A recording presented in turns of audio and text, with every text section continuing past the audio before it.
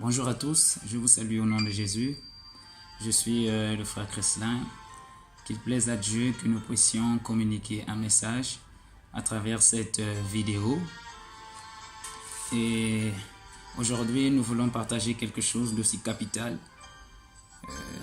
Nous l'avons certainement annoncé il y a quelques jours. Comment éviter la distraction?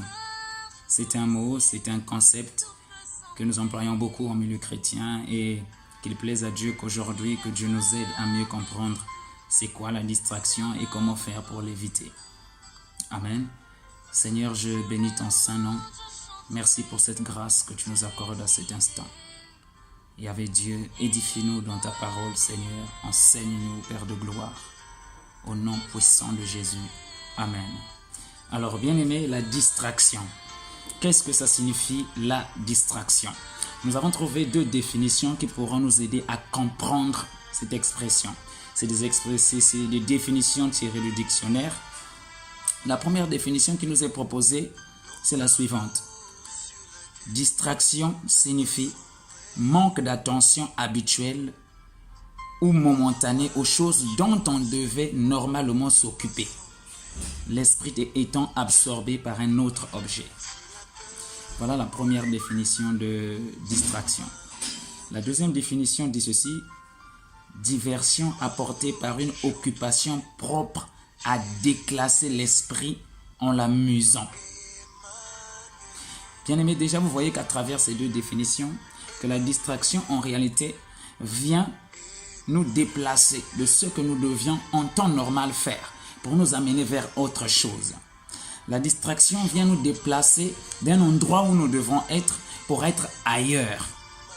Alors, ce mot distraction a également des synonymes. Des synonymes qui sont généralement employés suivant le contexte. Et nous en avons sélectionné quelques-uns des synonymes que nous voudrons bien vous présenter. La distraction signifie amusement, évasion, détournement, dispersion, diversion, imprudence, inattention, légèreté, maladresse, négligence, omission, passe-temps, récréation. Bien aimé, quand vous voyez la teneur de toutes ces expressions qui sont utilisées, synonyme de distraction, cela veut simplement dire que celui qui est dans la distraction, c'est quelqu'un qui, au lieu de faire ce qu'il devait faire, serait en train de s'amuser. C'est quelqu'un qui, pendant que vous pensez qu'il est concentré sur les choses de Dieu, car nous parlons bien évidemment ici des choses de Dieu, mais serait en train de s'évader dans ses pensées. C'est quelqu'un qui se détourne des objectifs que Dieu l'a fixés. C'est quelqu'un qui est disparate dans ce qu'il est en train de faire. C'est quelqu'un qui est dans l'imprudence, dans la légèreté, dans ce qu'il devait faire avec beaucoup de prudence et beaucoup de sérieux.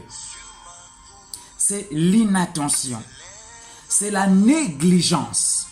Voilà encore un concept qui vient nous aider à mieux comprendre ce que signifie la distraction. La distraction évoque la notion de négligence. Alors, chers bien-aimés, nous ne resterons pas sur des définitions littéraires. Nous allons essayer de voir dans la parole de Dieu comment est-ce que la distraction apparaît. Amen. Alors, avant que nous puissions nous plonger dans les Écritures, comprenons que la distraction évoque trois notions essentielles. Trois notions essentielles qui se dégagent dans la distraction. Il y a la notion du temps, la notion du lieu et la notion de priorité. Nous allons comprendre cela dans la suite. Pourquoi la distraction fait mention du temps? Ecclésiaste 3, les versets 1 à 8. La Bible nous dit qu'il y a un temps pour toutes choses. Il y a un temps pour naître, un temps pour mourir, un temps pour jeter, un temps pour ramasser. Bien-aimé, par ces paroles, l'Ecclésiaste est en train de nous expliquer que chaque événement qui survient dans notre vie, chaque chose que nous devons faire, il y a un temps pour cela. Il ne faudra pas confondre le temps de toutes choses. La confusion du temps fait que pendant que je devais être en train de s'aimer, je m'attends à récolter. C'est la confusion du temps. Et la confusion du temps est une forme de distraction. La confusion du temps fait que pendant que le Seigneur s'attend de moi, que maintenant, en 2018, que je sois en train d'implanter une église, moi je suis en train de penser comment faire autre chose. Ça veut dire que je ne suis pas en train de comprendre le temps auquel le Seigneur m'appelle à faire telle ou telle chose. La notion du temps. Dans 1 Chronique 12, verset 32, la Bible nous dit que les fils d'Issachar savaient discerner les temps pour comprendre ce qu'il convient de faire, ce que le peuple d'Israël convient de faire. Discerner les temps. D'autres versions disent que les fils d'Issachar avaient l'intelligence de comprendre les temps. Bien-aimés, avons-nous l'intelligence de comprendre les temps? Nous sommes à quelle saison aujourd'hui? Nous sommes à quelle saison en 2018 pour notre pays, le Congo, pour notre ville, Brazzaville, pour votre pays? Vous traversez quelle saison? Si vous ne savez pas comprendre les saisons, vous serez forcément dans la distraction. Vous serez en train de faire des choses qui ne concordent pas avec votre saison. Vous serez en train de faire des choses qui vont au-delà, qui devaient être faites après ou qui devaient être faites avant votre saison.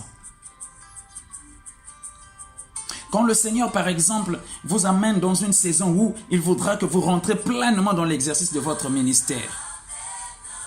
Si vous ne comprenez pas cette saison, vous serez en train de faire autre chose. Mais ici, on nous interpelle d'être comme les fils d'Issachar, qui savent comprendre les saisons. Nous sommes en 2018 et le Seigneur est en train de susciter un fort mouvement de réveil dans notre pays, le Congo. Si vous ne savez pas comprendre cette saison, vous serez en train d'embrasser beaucoup d'autres choses. C'est de la distraction.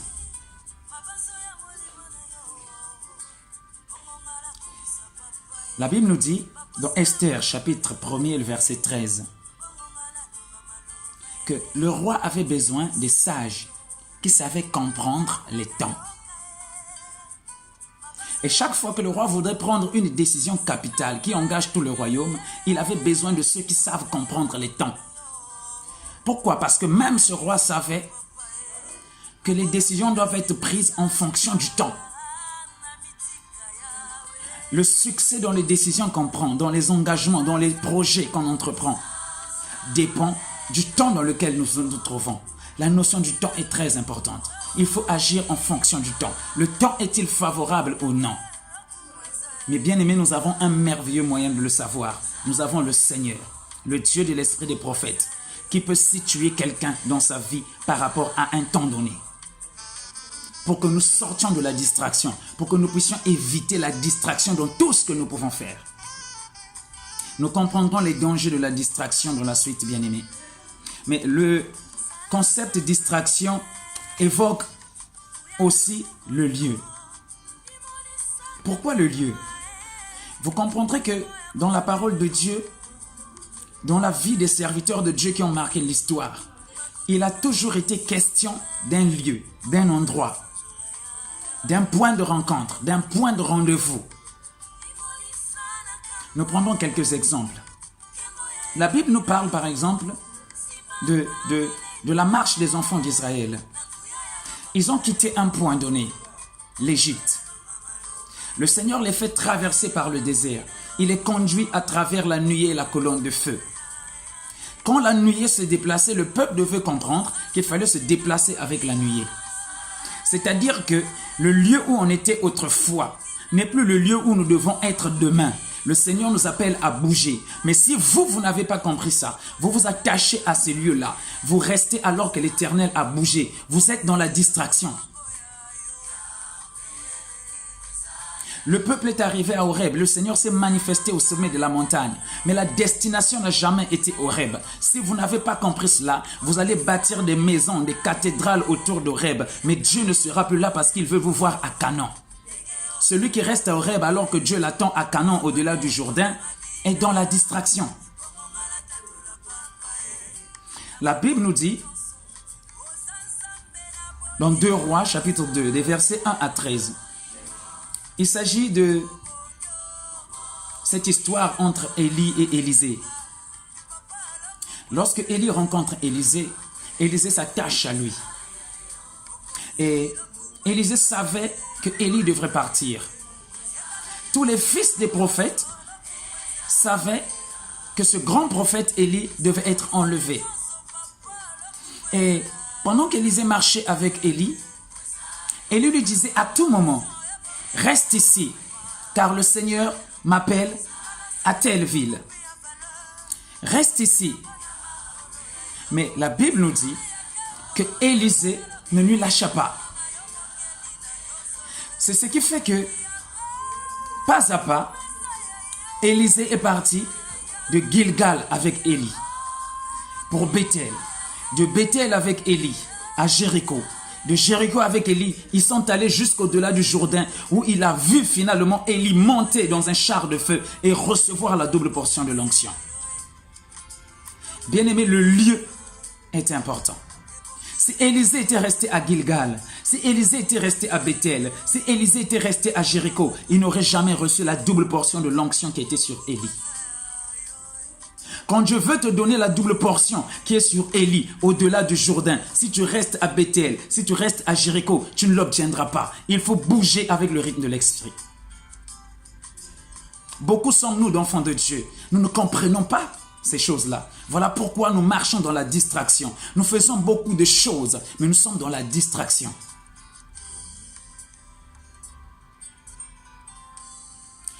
Dans la parole de Dieu, dans la marche du Seigneur, il est fonction des lieux. Les prophéties disaient qu'il devait naître à Bethléem. Les prophéties prévoyaient ce qu'il devait accomplir à Jérusalem. Ne pas se trouver à Bethléem au moment de la naissance. Ne pas se trouver à Jérusalem pendant que le Seigneur t'y attend pour accomplir des grandes choses. C'est de la distraction. Il dit à ses disciples, restez d'abord à Jérusalem. Bien-aimés, pendant que le Seigneur s'en allait, les disciples sont restés à Jérusalem. Ils avaient compris que c'est là où il fallait attendre l'effusion du Saint-Esprit.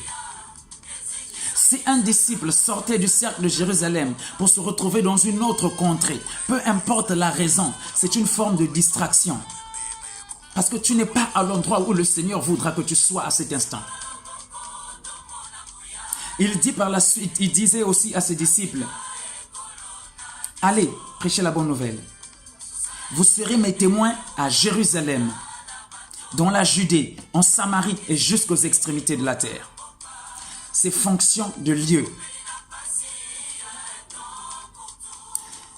Dans Acte 16, versets 8 à 10, nous voyons cet épisode où Paul se trouve à Troas. Il arrive pour une mission, il arrive pour accomplir l'œuvre de Dieu. Mais dans une vision, il voit un Macédonien qui apparaît, qui lui dit, viens et secours-nous. Paul comprend tout de suite que c'est vrai que je suis à Troas, avec ce vif désir d'accomplir l'œuvre de Dieu dans cette ville, mais le Seigneur me veut en Macédoine. Rester en Troas pour accomplir l'œuvre de Dieu, c'est être dans la distraction. Tu peux rester à Troas, en train d'enseigner, en train de prêcher, mais si Dieu te veut en Macédoine, tu es dans la distraction. Tu es dans la désobéissance.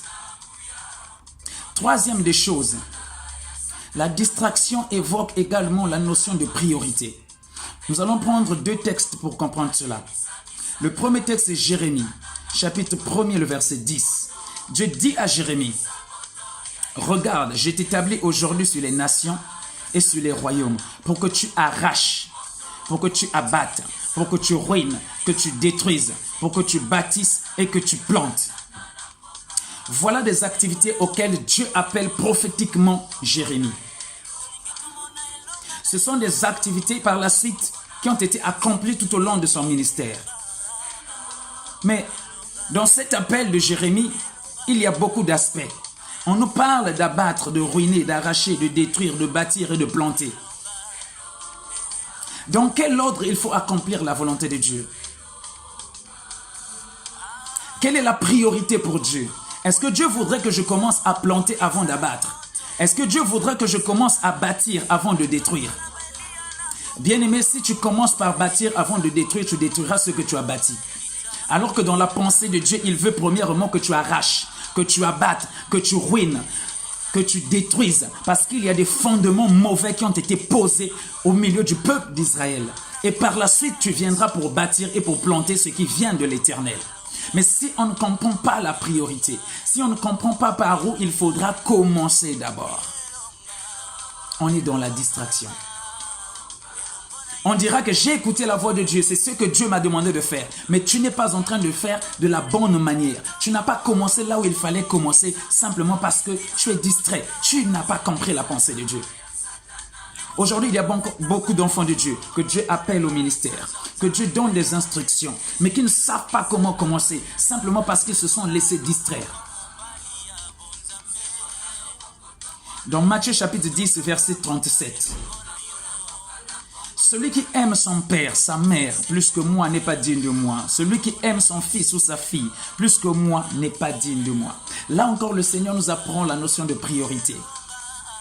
La priorité en quoi? En matière d'amour. Le Seigneur dit que je vous ai appelé, vous avez accepté mon appel. Mais comprenez que si vous aimez encore votre père, votre mère, votre fils, votre fille, votre femme, votre époux, votre ami, votre congrégation, votre mouvement, votre plateforme, plus que moi, vous n'êtes pas digne de moi. Vous devez commencer par établir la priorité en matière d'amour. Et en matière d'amour, la priorité est accordée au Seigneur. Ma femme est belle, je l'aime beaucoup. Mais si je parviens à l'aimer plus que le Seigneur, je suis dans la distraction. Je ne sais pas établir les priorités en matière d'amour. J'ai renversé les priorités. Et toutefois qu'on a renversé les priorités, on est dans la distraction. Donc voilà les trois choses qui évoquent la notion de distraction. Le temps, le lieu, les priorités. Alors, bien aimé, il y a même des gens, vous verrez, ils sont dans une réunion de prière en train d'adorer le Seigneur. Mais pourtant, ils sont distraits. Ils sont présents au bon endroit. Ils sont présents au bon moment. Mais pourtant, ils sont distraits. Nous allons comprendre cela. La distraction affecte beaucoup les pensées. Deutéronome 6, verset 5. Nous le connaissons tous. La Bible dit, tu aimeras l'Éternel ton Dieu de tout ton cœur et de toute ton âme. Pourquoi de tout ton cœur? Pourquoi de toute ton âme? L'âme est le centre de nos pensées. Disons, l'âme est le centre de nos émotions. Les pensées montent de notre cœur. Alors, lorsque nous nous trouvons devant la présence de Dieu, en réalité, nos pensées devaient être focalisées sur lui. Devaient être focalisées sur cet instant, sur ce que nous sommes venus faire. Je suis là pour prier, je suis là pour adorer. Mais lorsque pendant que je m'agenouille pour prier, c'est l'image d'un match de football. C'est l'image du but de Cristiano Ronaldo qui passe dans mon esprit. Et je m'arrête là. Je suis dans la distraction. Je suis en train de manquer là un moment capital. Pourtant, je suis présent et au bon moment. Les pensées. Il faut discipliner les pensées pour éviter la distraction. Comment discipliner les pensées? Philippiens 4, verset 8. Au reste, frères, que tout ce qui est vrai, que tout ce qui est honorable, tout ce qui est juste, pur, aimable, tout ce qui mérite l'approbation, tout ce qui est vertueux et digne de louange, soit l'objet de vos pensées. Voilà les choses qui nous garderont focalisés sur le Seigneur. Voilà les choses qui empêcheront que nous soyons détournés de l'essentiel lorsque nous nous trouvons devant la présence de Dieu. Voilà les choses qui empêcheront que nous soyons dans la distraction alors que nous sommes à un moment capital de prière, d'adoration, de louange, d'écoute de la parole de Dieu. Il faudrait que la vérité, ce qui est honorable, ce qui est mérite l'approbation de Dieu, ce qui est vertueux, digne de louange, remplissent nos pensées. Mais pour que ces choses remplissent nos pensées, nous devons les cultiver. Nous devons commencer à préparer nos moments de louange, nos moments d'adoration, nos moments d'écoute de la parole de Dieu. Et cette préparation, bien-aimés, se fait tous les jours.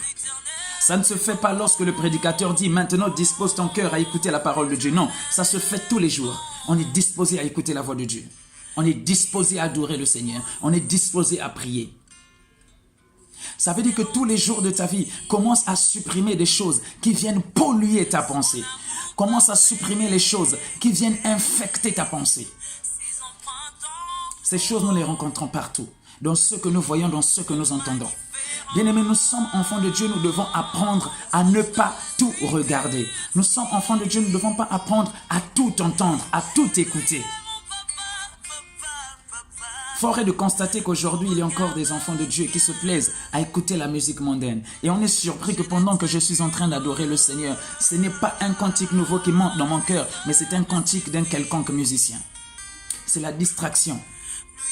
On est surpris que pendant que je ferme les yeux pour prier, au lieu que ce soit une vision du Seigneur, c'est une image d'un film pornographique que j'ai suivi hier ou avant-hier. C'est ça la distraction.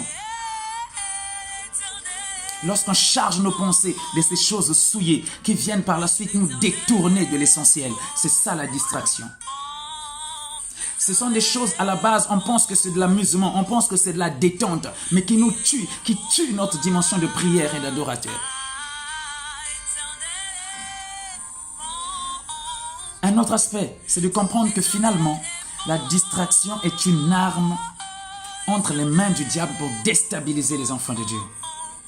Dans Genèse chapitre 3, verset 1, nous voyons comment le diable pose une question insinueuse à Ève. Et il dit, Dieu t'a-t-il réellement dit? Bien-aimé, à travers cette question, le but du diable, c'est quoi? C'est entraîner Ève dans la distraction. Ève connaissait ce que l'Éternel avait dit. Mais on veut lui entraîner à avoir une confusion, à comprendre les choses autrement. On veut affecter sa pensée. On veut influencer son raisonnement. On veut influencer son appréciation de ce fruit interdit. Et elle tombe dans la distraction. Elle finit par pécher. 2 Corinthiens 11, 3 et 14. Paul nous rappelle encore ces choses. Le serpent avait séduit Ève simplement parce que Ève avait accepté cette distraction. Enfin, bien-aimé, la distraction. La distraction. Matthieu chapitre 10, verset 16. Voici, je vous envoie comme des brebis au milieu des loups. Soyez prudents comme des serpents. Simples comme des colombes. Bien-aimés, si nous voulons éviter la distraction, soyons comme des brebis.